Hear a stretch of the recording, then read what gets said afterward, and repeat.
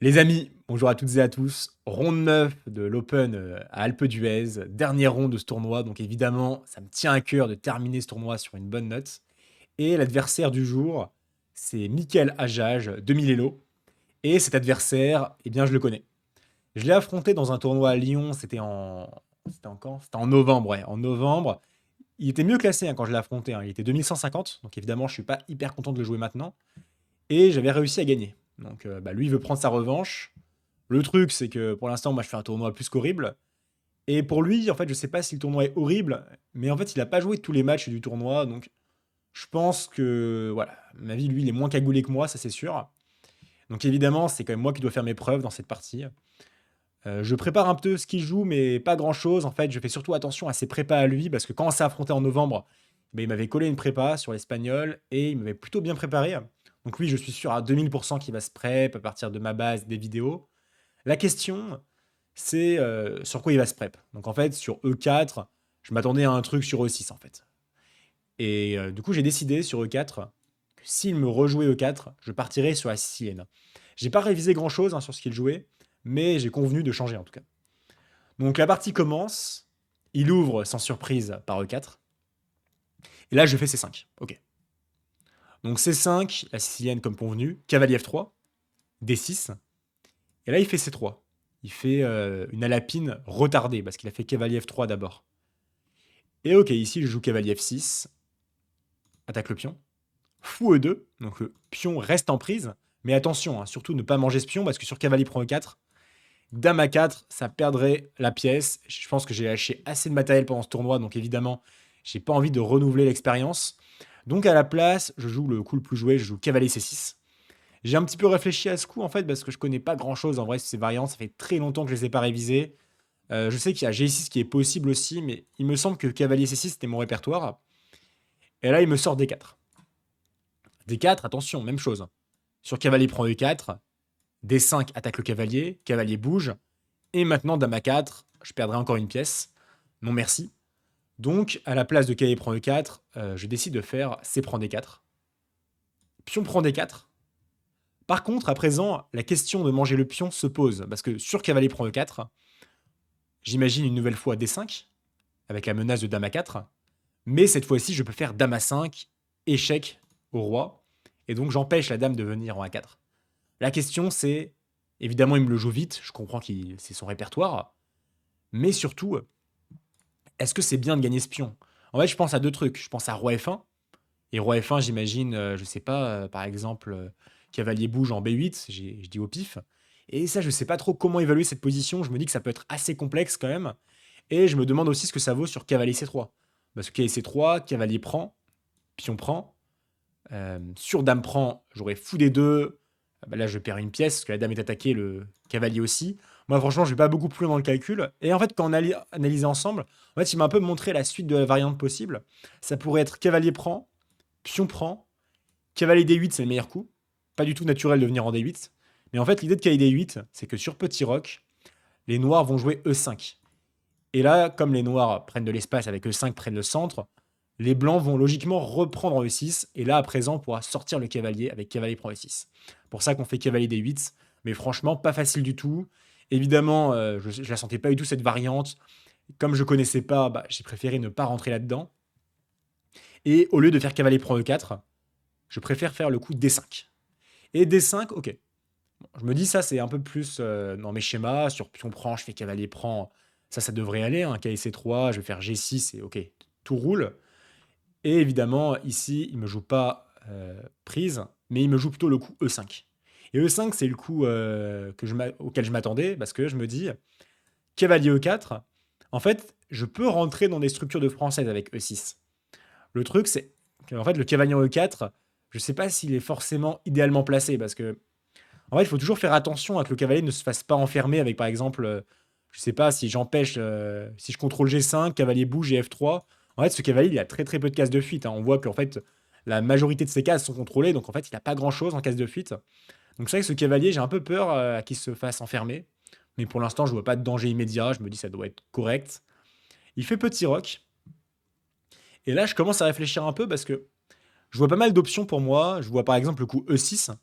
Ça me ferait rentrer dans une française, mais j'ai l'impression que ce serait quand même une mauvaise française, hein. Par exemple, fou D3, attaque le cavalier, peut-être fou E7. Donc fou prend, pion prend, c'est pas possible, parce que le cavalier serait attaqué, et là le pion est comme attaqué deux fois, donc la prise serait pas possible. Mais par exemple, tour E1, ça fait un peu peur quand même. Le cavalier qui a attaqué deux fois, et par exemple, bah déjà, je dois trouver un truc, hein. G5 me paraît presque obligatoire, mais est-ce que j'ai envie de rentrer là-dedans? Cavalier prend, fou prend. J'ai l'impression que ouais, c'est une mauvaise française, comme j'en ai parlé, avec le fou qui va vraiment jamais sortir. Lui, il a vraiment des plans sympas. Peut-être qu'il peut faire du cavalier C3, cavalier A4, cavalier C5. Peut-être qu'il peut faire aussi des tours E3 pour attaquer. Je pense que lui, il a vraiment plein d'idées. Le petit roc, il m'a l'air très très dangereux sans cavalier en F6. Donc, j'ai vraiment pas envie de rentrer là-dedans. Donc, E6, c'est un coup qui me tente pas trop. Donc, sur petit roc, je pense à d'autres trucs. Je pense à peut-être bouger le fou. En fait, au début, je voulais faire fou F5. Mais le problème, c'est cavalier H4. Et cavalier H4, mais où va aller ce fou? Parce que sur fou G6, il peut juste se faire bah, en fait, F3 et je perds tout de suite la pièce, quoi. Comme ça, c'est réglé. Donc, bah, c'est très dangereux.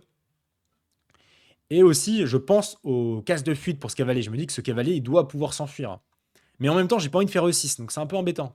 Comment je trouve un truc?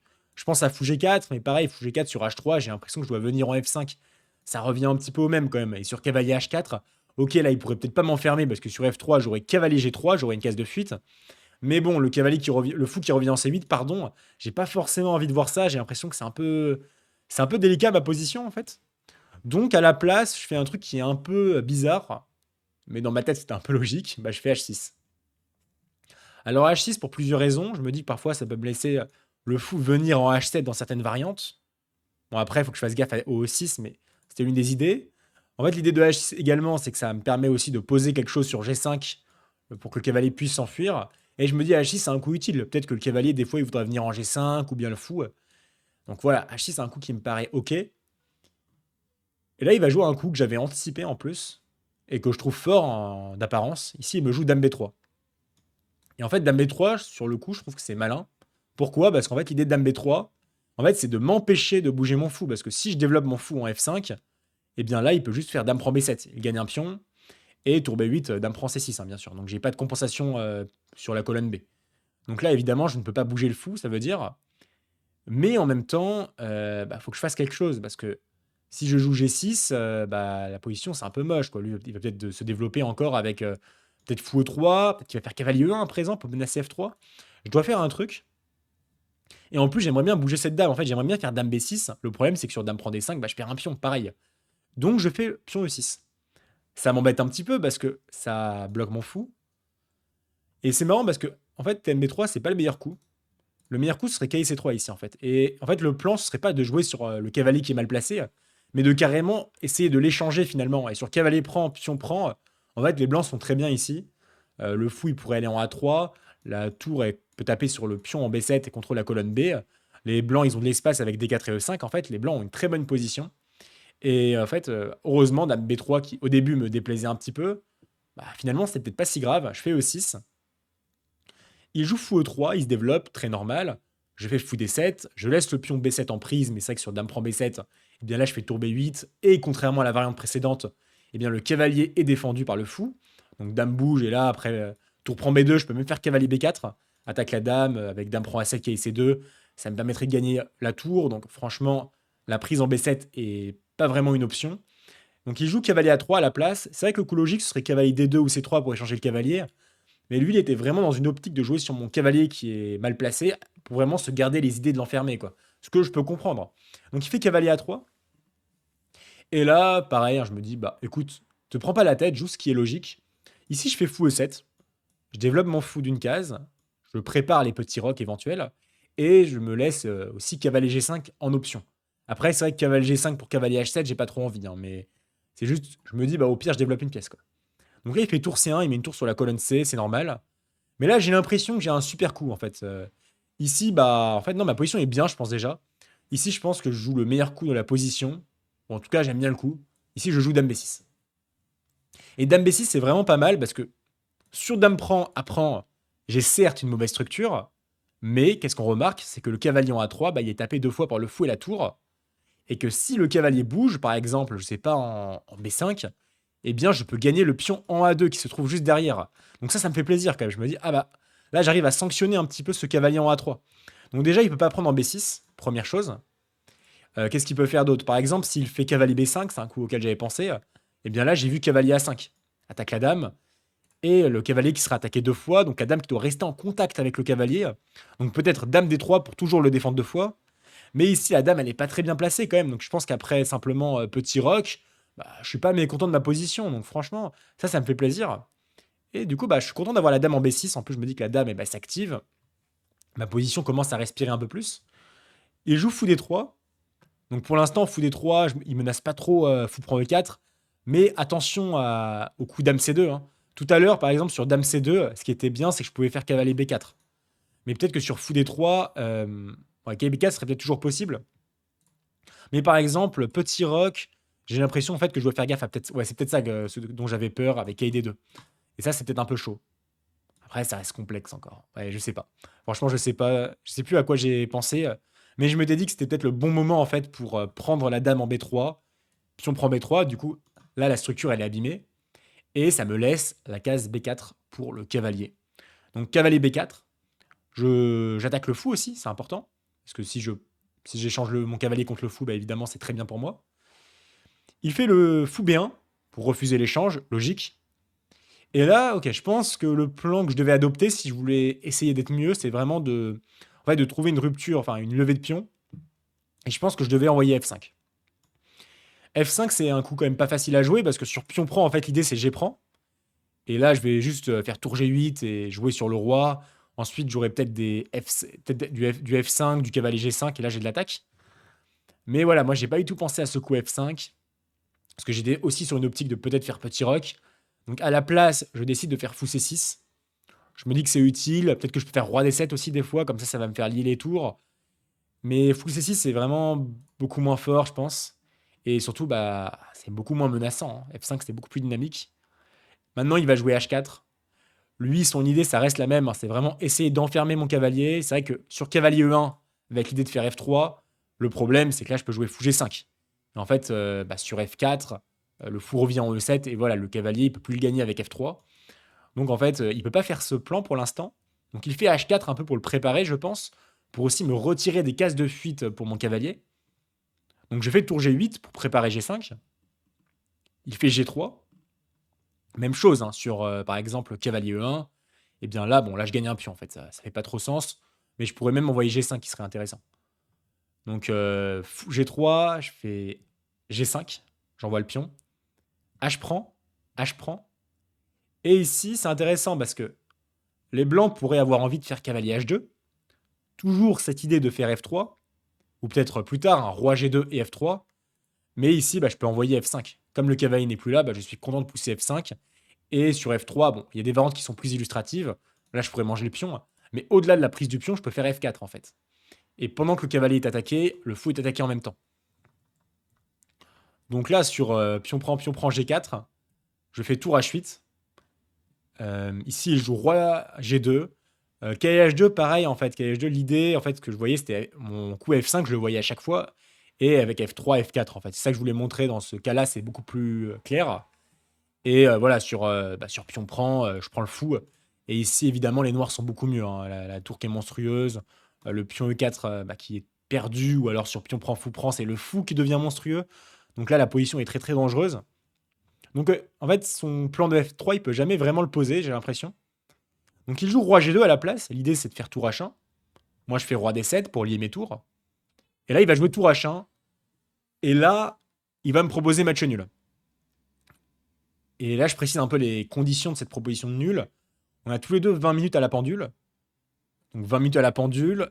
Et franchement, c'est marrant parce qu'en fait, cette proposition, elle me tiraille un peu. D'un côté, j'ai envie de refuser match nul immédiatement parce que de base, bah, moi, je joue comme pour gagner mes parties. Quoi. Enfin, même si je suis. Enfin, peu importe, là, je me dis c'est intéressant, peut-être ça joue. Donc j'ai envie de refuser nul d'un côté.